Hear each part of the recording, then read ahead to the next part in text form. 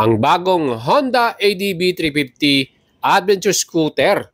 Aba mga idol, lahat po ay nagtatanong at nag-i-inquire sa atin kung totoo bang legit o April Fools lang na ilalabas nga sa Pilipinas ang bagong model na to. Well, tayo po ay magkikita-kita sa upcoming Makina Moto Show Expo 2025. Yan po ay magaganap sa SMX MOA. At dun po natin malalaman ang katotohanan kung talagang ila-launch ba ng Honda Philippines ang bagong ADB 350. Ayan po yung kanilang naging teaser para sa atin. Coming soon nga po daw sa Philippines ang bagong adventure scooter. Kung titingnan niyo po yung picture at yung hugis ng kanyang muka, aba para naman siyang ADB 350 nga naman. Pero siyempre, ang ADB 350 po ay hinango at dinesign sa kanyang big brother. Yan nga po ang XADB 750 kung saan meron na tayong 2025 new model. Ang presyo naman ito ay 849,000 pesos. And dahil sa Pilipinas nga, ang adventure scooter na meron sa Honda ay sumunod dyan yung ADB 160 na. So wala nga naman yung middleweight category. Hopefully, marami po nagtatanong sa atin, bakit di pa gawin nilang 400cc ang ADB 350? Ano? Well, kahit ako, gustong-gusto kong 400cc to para expressway legal para sa atin sa Pilipinas. Dahil dito nga lang po sa atin, merong ganyung category na kailangan 400cc para lang makapasok ka sa expressway. Well, sa ibang bansa, hindi naman ganon, di ba? At ito nga bagong model na to na ADB 350, kung makikita mo sa personal, talagang iba, premium, elegante at talagang sulit na sulit din na ibabayad mo dito. Ang forma niya, no, yung kanyang color na red ay talagang napaka-stunning, no. Ang gandang tignan. Yung kanyang ilaw, ang lupit din. All LED na. Plus ito nga, meron din silang accessories na binebenta kung saan pwede mo nang lagyan din ng crash guard at auxiliary lights.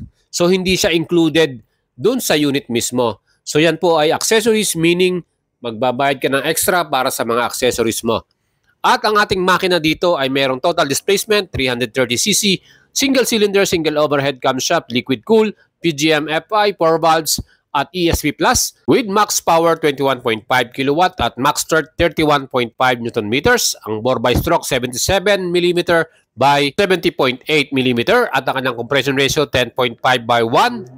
At ang kanyang pinaka-frame dito, tubular steel. Yan po yung underbone at new switches din ang ating makikita sa kanyang handlebar. Same ng switches ng bagong XADB 750 at ito nga 5-inch na rin, bagong TFT display kung saan meron ding itong equipped na Honda Road Sync. Yan po yung kanilang phone connection saan pwede ka nang makita yung inyong calls and messaging plus navigation. Meron din itong bagong auto self-canceling lights. So meron na siyang automatic, nagka-cancel na. At syempre meron itong USB charger Type-C ang nilagay nila dito. Ang ating suspension, Showa brand, 37mm upside down forks. At sa likod naman, Showa din na twin shocks absorber, adjustable, 130mm ang wheel travel niya. Ganon kaganda yung ating suspension dito mga idol. Siyempre pag sinabi mong Honda, Showa brand yan. All LED ang mga lightings natin dito, talagang napakalinaw niyan. At dinagdagan mo pa ng auxiliary lights, talagang bagay para sa isang adventure touring rides natin. LED rin yung mga signal light nito, plus yung ating pinaka rear tail lights, LED rin yan mga idols. So all LED po ang ilaw ng ating ADB 350. Ang kanyang pinaka disc brake sa front, 256mm, 2-piston, Nissin caliper, equipped to ng anti-lock braking system. At sa likod naman, 240mm, 2-piston din, Nissin caliper with anti-lock braking system. At sa ating pinaka seat height nito, ay may taas naman ng 795mm mga idols. Sobrang ganda rin ng kanyang pinaka-upuan, talagang komportable, premium, may stitches pa, at talagang masasabi natin kahit yung ating pinaka-OVR ay talagang mag-enjoy dyan. Ang laki din ng kanyang luggage compartment. Yan po, kasi po yung ating two-page helmet dyan. At syempre, pagdating sa ating pinaka-emblem, quality din talaga. Ang tire nito ay off-road style, black pattern. At yan din po ay may sukat sa front na 120/70 by 15 inch. Sa likod naman, 140/70 by 14 inch. Siyempre yung kanyang pinaka-aluminum alloy mags, ay napakaganda rin ng kanyang design. Meron itong equipped na Honda Selectable Torque Control, Yan po yung ating traction control. 2 levels yan mga idol. Pwede nating i-switch kung ano yung preference natin. May sukat naman ng dimension. Wheelbase 1,520. Ang ground clearance 145mm. At syempre yung kanyang total weight. Meron naman tong 186 kilograms. Curb weight na yan kasama ng oil at gas. At syempre yung fuel capacity. Total naman 11.7 liters. At ang kanyang average consumption 3.4 liters in 100 km per liter. O diba mga idols, napakaganda. Meron din tong emergency stop signal para sa ating safety na rin yan. At syempre sa presyo po ng Europe, no, sa UK, 5,899. Kung convert natin sa peso, umabot ng 435,000. Mga idols, ano po masasabi nyo sa bagong model na to ng Honda Philippines? Hopefully, yan nga po ay hindi April Fools, no? Talagang i-launch na yan ng Honda Philippines dahil matagal nang hinahanap natin yan. Again, marami nga nagsabi, meron tong pababagsakin. Sana nga, huwag naman bumagsak. O, di ba mga idols? At kung kayong tatanungin ko mga idol, kung kayo po ay merong pambili, kayo po ba ay magkakaroon ng chance na kumuha nito at bumili? Dahil marami rin po tayong mga existing at incoming mga model na kalaban din ng model na to.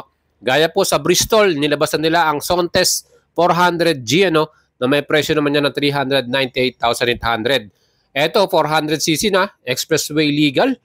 Sabi nga nila, pasok sa expressway to. At hindi lang yan, super loaded din sa mga modern tech features to. No? Actually, meron na rin tong traction control, dual channel ABS. Ang kagandahan dyan, meron na rin siyang auxiliary lights. Meron din siyang dashcam, front and rear. All LED and lightings ito, naka-projector lamp. At TFT na rin yung display nito. And ito pang isang premium brand. Siyempre, Yamaha XMAX 300. Aba mga idol, siyempre matatamaan din to sa competition pagdating ng bagong ADB 350. Dahil ang presyo nito, 311,000 pesos. 300cc lang to mga idol sa.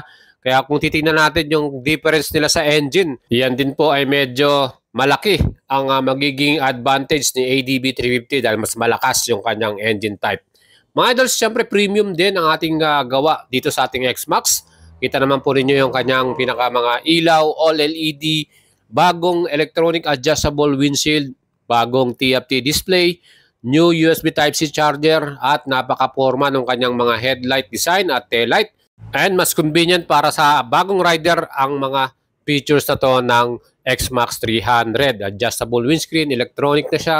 Plus syempre yung kanyang forma overall talagang premium, elegante, quality ang pagkakabuild niyan. Kaya talagang makipagkompetensya to sa bagong Honda ADB 350. Nasa sayo na lang kung gusto mo ng maxi style or adventure scooter. Di ba mga idol? So yan po ang ating nakikitang maglalabanan dyan sa category na yan, 300cc.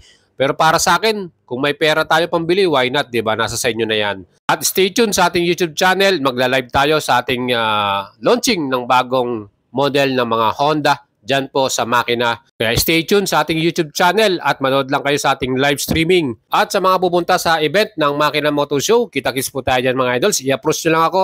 And syempre, ride safe sa inyo at enjoy.